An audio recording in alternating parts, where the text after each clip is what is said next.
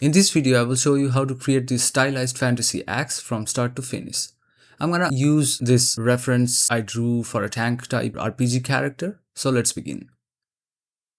So I'm gonna import my drawing as reference, select the tube tool, enable grid and choose path and then draw. Widen this, go to profile editor and enable y-axis symmetry. Draw this shape, disable grid snapping and make this pointy.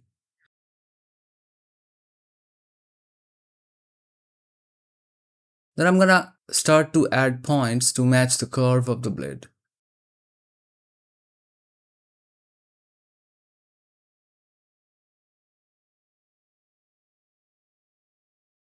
Then add more resolution and validate.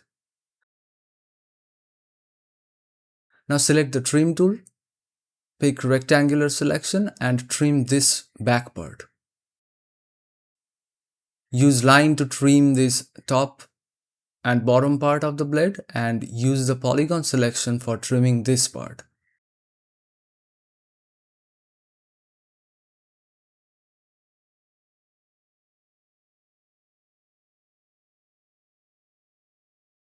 Looks good.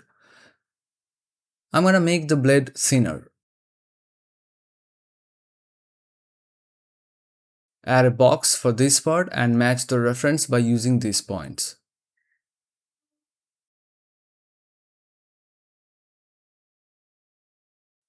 Add more resolution and validate.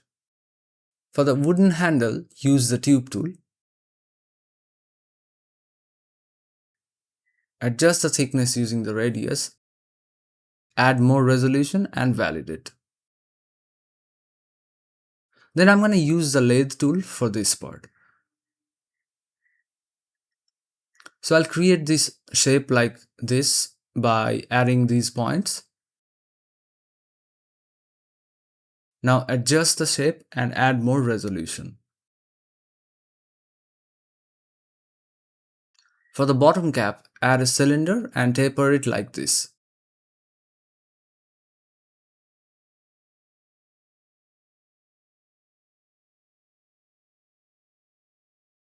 Then use the tube tool for the monster horn like this.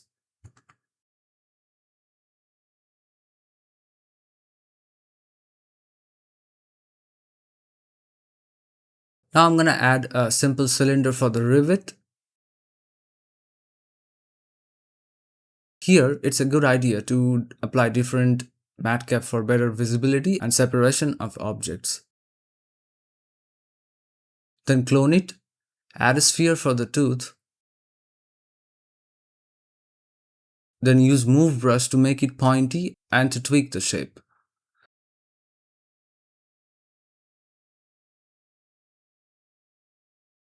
Subdivide it and place it here like this. Add this cylinder for metal base.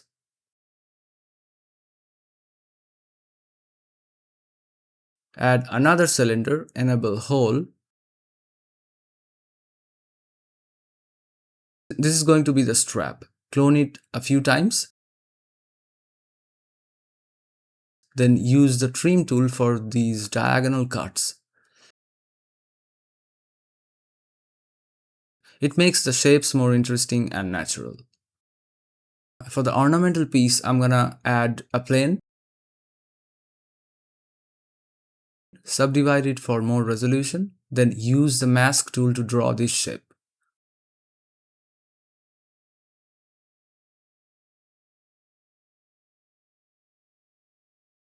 Then Alt and erase for sharp and clean edges.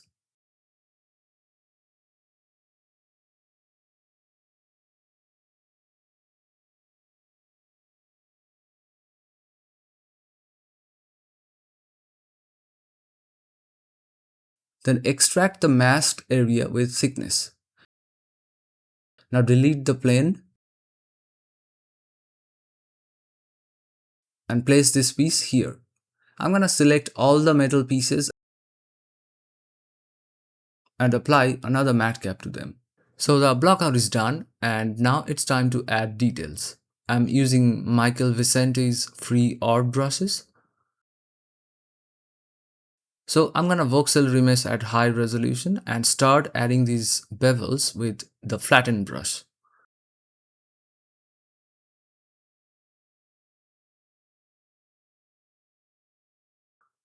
Polish this area with the polish brush.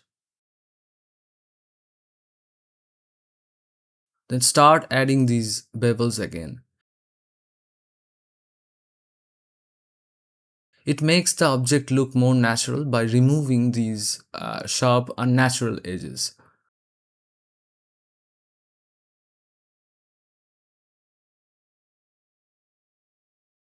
Put more pressure to add edge chips like this.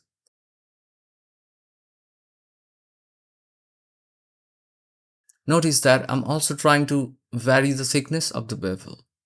They're not continuous and uniform.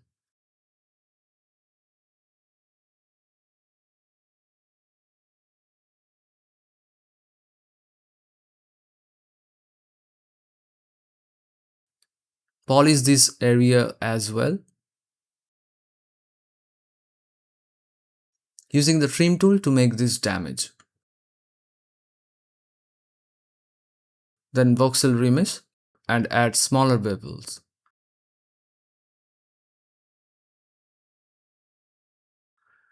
Then use orb cracks brush to extend the damage mark.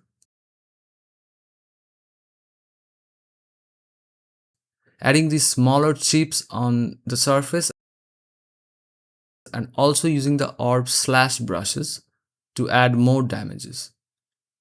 Orb hammered brush is great for quickly adding variation on the metal surface like this. Then trim some of these areas. Voxel remesh and add bevels to this back part of the blade.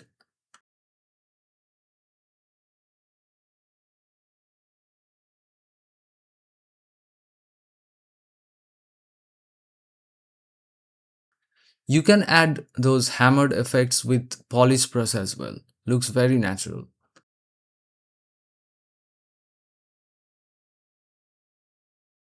Smooth out these transition areas with smooth brush, adding bevels to this bottom edge.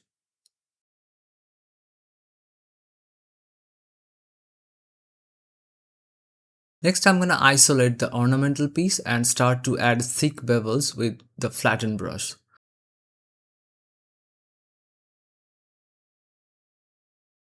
The corners are a bit tricky, so I have to be careful in those areas. Also, I already had enough geometry, otherwise I would have voxel remeshed it before sculpting.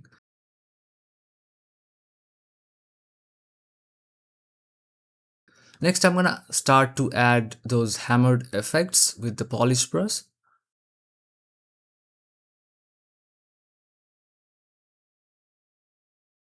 Clean up these areas. The rivets are probably the most hammered areas out of all the pieces, so I'm making these flat planes very strong and prominent with the flattened brush. Also notice that I'm tweaking the outer shapes of the rivets as well. I don't want them to be perfectly circle. The axe belongs to a tank type brute character who cares more about its functions and less about decorative elements. So I tried to make the design more utilitarian. It certainly isn't forged by a royal family artisan.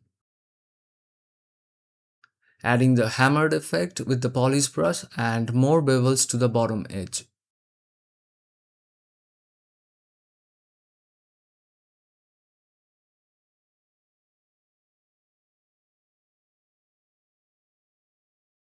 Adding slashes with orb cracks and orb slash brushes.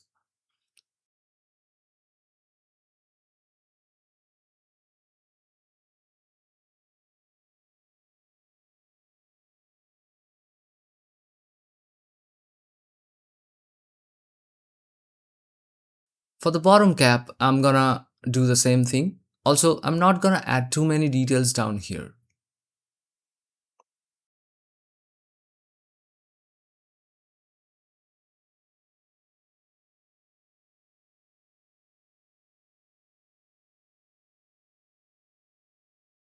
Voxel rim is the horn. First, I'm going to flatten these edges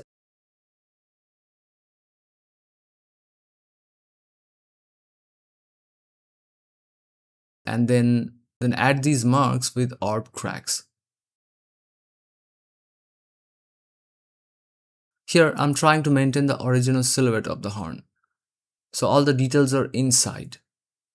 Polish this tooth as well, and then just clone it. I'm gonna hide the strap and start to add grains on the handle with orb cracks brush. I've set the lazy rope stabilizer value high for smoother marks. Also, I'm varying the thickness of the lines. The gaps between the grains are not even as well. Adding those knots and then a few damage marks with orb slash. Then I'm gonna subdivide the straps and clean up these jagged edges with the flattened brush.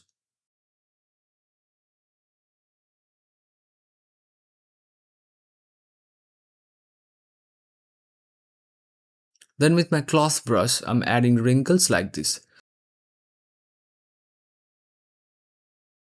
The brush strokes here are broad.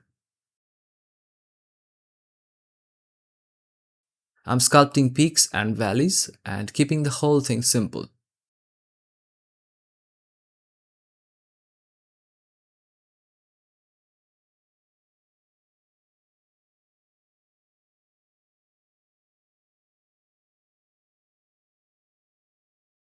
Next, you can go to PBR mode and apply a single material like this. Tweak its roughness and metalness for presentation. So I want to turn this piece into game ready asset. So let me know in the comment if you want to see the process of texturing in Substance Painter. Like and subscribe if you found it useful. I will see you in the next video.